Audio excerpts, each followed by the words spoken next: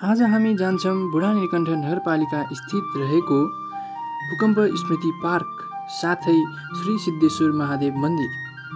2072 सालको महाभूकम्पमा परि ज्यान गुमाउनुभएका मानिसहरूको सम्झनामा यस पार्कको स्थापना गरिएको हो।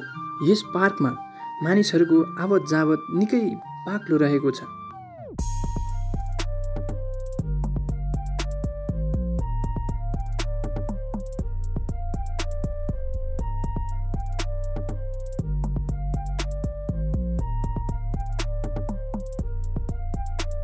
व्यायामका लागि, जमघटका लागि यस पार्क निकै उपयुक्त रहेको यहाँका स्थानीयले बताउनु भएको छ। उहाँ आफू दिनमा 2 पटक आउने उहाँले बताउनु भयो। नाति नातिना हामी सधैँ लिएर आउँछौँ, हामी आफू पनि आउँछौँ। हामी दिनमा 2 चोटि आउँछौँ, बिहान बेलुका। गर्ने पनि राम्रो एक्सर्साइज हामीले पनि गर्छौँ हजुर। अनि बच्चाहरूले पनि अब यहाँ खेल्छौँ, यहीँ आउनु।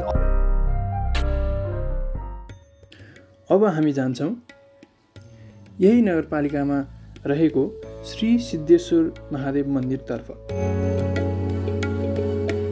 स्वच्छ वातावरणले घेरिएको यस मन्दिरमा विशेषतः हरितालिका तीज, बाला चतुर्दशी, महाशिवरात्रिका दिन भक्तजनहरूको निकै ठुलो भिड लाग्ने गरेको छ।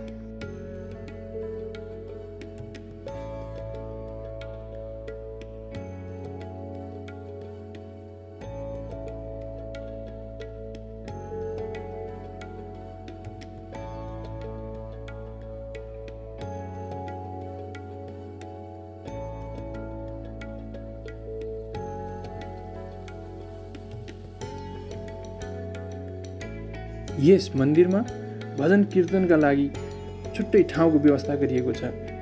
साथै क्रियापुत्री भवन र नेपाली मौलिकता झल्काउने फल्चा पनि रहेको छ।